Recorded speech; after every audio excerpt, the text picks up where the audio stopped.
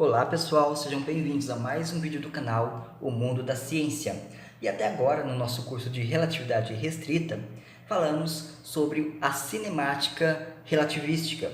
Porém, agora vamos entrar no conceito de dinâmica relativística. Vamos falar do momento relativístico. Bem, aqui nós temos os nossos dois sistemas, o sistema S em repouso e o sistema S' com uma velocidade constante, U muito próxima à velocidade da luz. Dado um evento, podemos calcular a coordenada do evento em relação a S e a S', como já fizemos no vídeo de transformada de Lorentz. Bem como podemos também calcular a velocidade em relação a S e a S'. Como ficaria a velocidade na direção x no sistema S? Bem, seria simplesmente Vx igual a dx dt. Ou seja, é a velocidade do evento calculada em relação a S, utilizando o relógio de S. Podemos também calcular um V'x, que será dx' sobre dt', que seria a velocidade do evento calculado no sistema S' e utilizando o relógio do sistema S'. Podemos chamar esse dt' de dt0, que é o tempo próprio, como já vimos no vídeo de dilatação temporal. E, portanto, o dt é igual a um gama dt0. Essa é a dilatação temporal que estudamos em vídeos passados. O tempo próprio, como já discutimos, é o tempo medido pelo relógio do observador em S', que é o referencial que está em movimento. Bem, podemos juntar essas duas coisas e calcular a chamada velocidade própria. A velocidade própria é uma velocidade calculada em relação a S, porém usando o relógio de S'. Então a velocidade própria, que é definida pela letra eta, letra grega eta, vai ser igual a um dx dt0. Então essa é a chamada velocidade própria, no caso a velocidade própria na coordenada x. Ou seja, é uma velocidade em relação ao sistema S, porém com o tempo medido em relação a S'. Explicando de uma outra maneira, é como se eu pegasse aqui, se eu medisse um comprimento ΔX em relação ao sistema S, mas na hora de cronometrar o tempo, eu pegasse um relógio do sistema S'.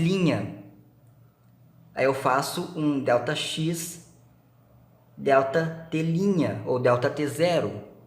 Bem, então sabemos que dt é igual a gama dt0 e, portanto, dt0 é igual a dt sobre gama. E podemos jogar isso aqui no lugar de dt0. Então fica que gama vezes dx sobre dt.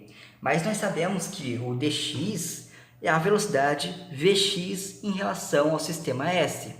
Então, seria gama Vx. Então, o etax, que é a velocidade própria, é igual ao gama vezes o Vx, que é a velocidade medida em relação ao sistema S. Bem, o que fizemos até agora foi o caso unidimensional, ou seja, apenas para a coordenada x. Mas podemos expandir esse conceito para todo o espaço-tempo, para o espaço quadridimensional. No espaço-tempo quadridimensional, temos o quadrivetor posição, definido por um x'mi igual às coordenadas x, y, z e ct. Essas são as coordenadas do quadrivetor posição. Podemos então definir uma velocidade própria quadridimensional. Então, o quadrivetor velocidade própria, eta_mi, vai ser igual à derivada do vetor do quadrivetor posição em relação ao tempo próprio, que a gente já viu que é igual a dt sobre gama. Então, vou colocar um gama multiplicando aqui na frente e dividir por dt. Isso é igual, então, a gama vezes o Vx que é coordenar a velocidade em x, o vy, o vz e, por fim, c, que é a velocidade da luz. Bem, então, só um adendo. Quando você faz a derivada do quadrivetor posição, você está derivando cada coordenada desse vetor. Então, a derivada em relação a x vai dar o vx, a derivada temporal. A derivada temporal em relação a y vai dar o vy. A derivada temporal em relação a z vai dar a velocidade em z. Já a derivada temporal de ct, bem, a derivada temporal de t em relação a t vai dar 1. Então, fica somente c, que é uma constante, sai da derivada. Bem, então esse é o quadrivetor velocidade própria. Então, agora eu posso definir o quadrivetor momento. Nós sabemos que o momento é o produto entre a massa e a velocidade.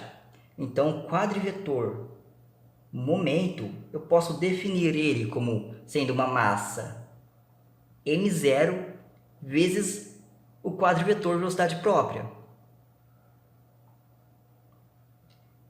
Essa massa m0 é chamada de massa de repouso, que é a massa que um objeto tem enquanto está em repouso.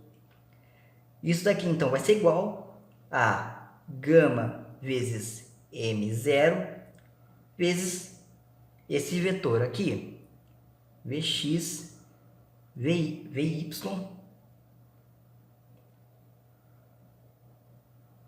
vz e c. Então, esse é o vetor, é o quadrivetor momento. Esse produto do gama vezes o m0 recebe um nome especial. Recebe o nome de massa relativística. A massa relativística, denotada apenas por m, é igual ao fator de Lorentz vezes a massa de repouso. Essa é a massa relativística. E a gente sabe, de longa data, que o gama sempre é maior ou igual a 1. Então, quanto maior a velocidade, maior o valor do gama. E, portanto, quanto maior a velocidade, maior será a massa relativística. Então, temos mais uma consequência da relatividade restrita, que é a dilatação da massa. Quanto maior a velocidade, maior a massa. Então, chamando esse produto gama vezes m0 de m, podemos melhorar essa fórmula e falar que o momento, o quadrivetor momento, é igual a mvx,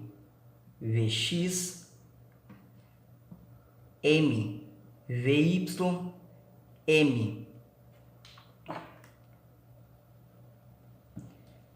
mvz e, por fim, mc. Mas eu ainda posso melhorar ainda mais essa fórmula. Eu posso falar que mvx é px, é o momento na direção x. O mvy eu vou chamar de py. E o mvz vou chamar de pz.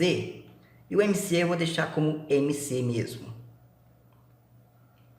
Esses três primeiros termos, o px, o py e o pz, formam o vetor momento, o momento tridimensional que conhecemos lá na mecânica clássica. Então, esse subvetor px, py e pz é o vetor momento tridimensional da mecânica clássica.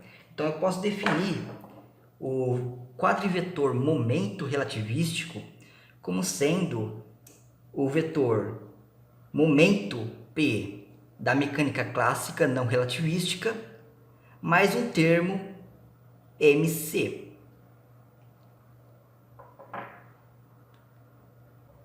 Bem, então esse é o momento relativístico. Podemos também encontrar uma força relativística. A força relativística é a derivada do momento relativístico no tempo. É a derivada temporal do momento relativístico. Então, isso daqui vai ser igual a um gama m0 Quando eu bater a derivada em cada um desses termos de velocidade, esses termos vão dar as acelerações, a x, a y e a z. E a derivada temporal de c nós sabemos que é zero, porque c é uma constante. Então eu posso chamar esse novo vetor composto pelas coordenadas ax, ay e az como sendo um quadrivetor aceleração.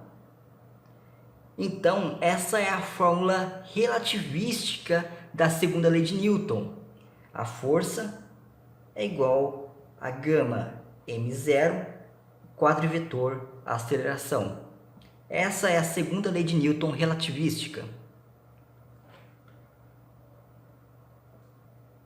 Então, só para completar a definição, eu posso definir o quadrivetor aceleração como sendo a aceleração comum da mecânica não relativística, formado de ax, ay e az, mais zero, mais um termo nulo, que seria a derivada temporal da velocidade da luz.